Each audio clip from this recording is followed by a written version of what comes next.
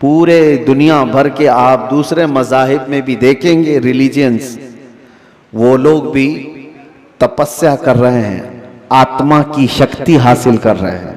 अल्फाज अलग हैं और वो पावर ऑफ सोल कहते हैं क्रिश्चियन लोग, हिंदू लोग आत्मा की शक्ति कहते हैं। उसके लिए वो दुनिया को तर्क कर रहे हैं, कुछ कलमात के जाप कर रहे हैं, किसी न किसी तरह से वो अपनी रूह को बढ़ाने की कोशिश कर रहे हैं। तो सब अदियान में ये कोई एक कॉन्सेप्ट पाया जाता है। मैं आपको बताता हूं, असली रूह की ताकत वो है, रूह ने अगर अपने रब को पहचान लिया तो ये सबसे बड़ी ताकतवर है। अल्लाह अज़्ज़ा वजल ने इंसान को पैदा किया है तो जिस्म और रूह दो ऐसी चीज़ों के साथ रखा है कि दोनों का एक दूसरे के लिए होना लाजिम है। रूह के बगैर जिस्म का भी कोई काम नहीं, और रूह है, जिस्म नहीं है तो उस रूह को भी कोई काम नहीं। रूह और जिस्म दोनों लाजिम मलजूम है, और जब तक इन दोनों का रिश्ता है जिंदगी है, और जहां इन दोनों का रिश्ता टूटा तो उसको मुर्दा कहा जाता है। रूह और जिस्म का ताल्लुक खत्म होती ही जिंदगी बदल जाती है। अब मसला ये है, रूह और जिस्म में अफजल कौन है, कौन ज्यादा आला है? तो अब ये देखा जाता है।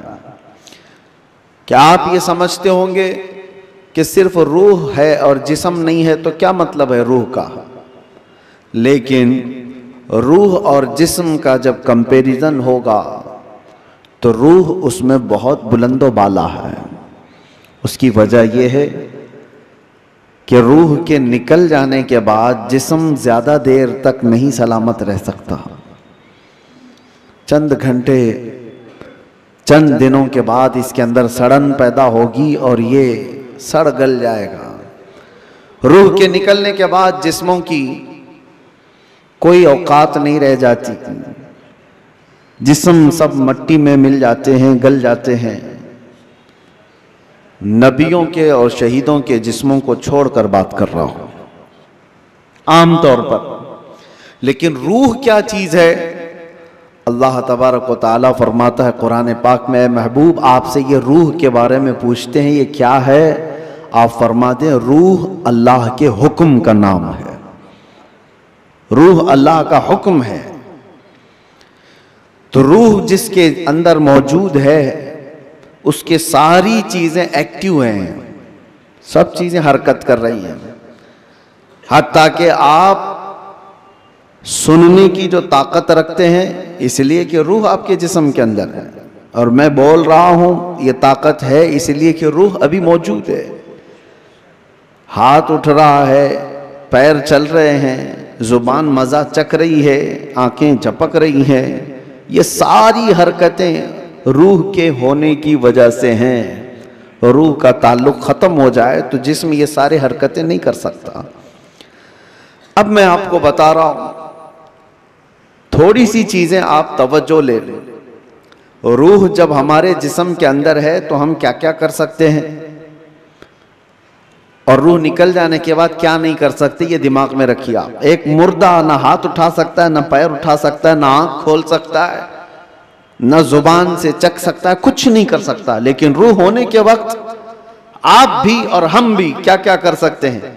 हम अपना हाथ भी उठा सकते हैं, पैर से जहां तक चाहे चल सकते हैं, बोल सकते हैं, सुन सकते हैं, देख सकते हैं, सब है। रूह होने के वक्त इतना सब जो कर सकते हैं, ये इतना ही नहीं, बल्कि मैं आपको बता देता हूं, उस रूह की अगर कोई तरबियत करता है तो ये रूह उसको इतनी ताकत अता करती, इतनी कि वो जो सामने हरकतें हो रही हैं हाथ पैर हिलाने की, ये बढ़ते बढ़ते बढ़ते इतनी हो जाती है कि इसके लिमिटेशन ही नहीं है। रूह उसको इतनी ताकत पहुंचाती है कि आज रूह मेरे अंदर है, मैं सामने की दीवार तक देख रहा हूं, और रूह ताकतवर हो जाए तो हो सकता है वो मशरिक में बैठकर मगरिब के हालात को देख रहा हो। वो शुमाल में बैठ करके जुनूब के हालात देख सकता है। रूह की ताकत जब बढ़ जाती है तो हो सकता है आज मेरा हाथ जितना लंबा है वहां तक की चीज छू सकता हूं, पकड़ सकता हूं, लेकिन रूह की ताकत जब बढ़ जाती है तो बैठे बैठे मदीने तैयबा से मुल्के शाम में भी किसी की मदद कर सकता है। अब मैं आता हूं उसी गुफ्तगू पर। तो फिर मेरे अजीजों, रूह की तरबियत के लिए क्या करना चाहिए? पूरे दुनिया भर के आप दूसरे मज़ाहिब में भी देखेंगे, रिलीजियंस, वो लोग भी तपस्या कर रहे हैं, आत्मा की शक्ति हासिल कर रहे हैं। अल्फाज अलग है और वो पावर ऑफ सोल कहते हैं क्रिश्चियन लोग, हिंदू लोग आत्मा की शक्ति कहते हैं। उसके लिए वो दुनिया को तर्क कर रहे हैं, कुछ कलमात के जाप कर रहे हैं, किसी न किसी तरह से वो अपनी रूह को बढ़ाने की कोशिश कर रहे हैं। तो सब अदियान में ये कोई एक कॉन्सेप्ट पाया जाता है। मैं आपको बताता हूं असली रूह की ताकत वो है, रूह ने अगर अपने रब को पहचान लिया तो ये सबसे बड़ी ताकतवर है। और रूह जिस वक्त अल्लाह रब्बुल इज्जत को, अपने खालिक को पहचान लेती है तो वो रब तबारक व तआला की कुर्ब पाने का जो उसका मकाम है वो विलायत का मकाम है, और वहीं से उसकी ताकत का इजाफा हो जाता है। हमें इस रूह की तरबियत कैसी करनी है, रूह की तरबियत कैसी हो? देखें, आपको एक सिंपल सी बात बता रहा हूं, जिस्म को सुबह नाश्ता ना करो, दोपहर का खाना ना खाओ तो शाम तक आप हिलने लग जाएंगे। और अगर 3 वक्त का खाना छोड़ो तो कमजोरी जिस्म पर और चेहरे पर जाहिर होने लग जाएगी। क्यों? इसलिए कि जिस्म को भूख लगती है और हम खाना खाते हैं। इसी तरह रूह को भी भूख लगती है। रूह की ग़िज़ा अल्लाह का जिक्र है, जिक्रुल्लाह है। और जब बंदा अल्लाह का जिक्र करता है तो उसकी रूह तरोताजा होती है। और यहां तो बरसों से अल्लाह का जिक्र ही नहीं किया तो किसी की रूह बीमार इतनी हो चुकी है कि उसे कुछ नहीं पता, सिर्फ चलता फिरता एक लाशा है, चलता फिरता एक जिस्म है, रूह तो है मौजूद लेकिन बड़ी कमजोर और बड़ी गरीब। इस रूह को ताकतवर बनाओ अल्लाह के जिक्र से, जिक्रुल्लाह से। अब आपको मैं बताता हूं, जहां ये रूह सलामत होती है, इंसान का जिस्म मर भी जाए तो अल्लाह तबारक व तआला उसकी रूह को इसी तरह बाकी रखता है। रूह बाकी है, मरने के बाद भी इंसान के जिस्म को कब्र में रख दिए जाने के बाद भी रूह बाकी है, रूह बाकी है।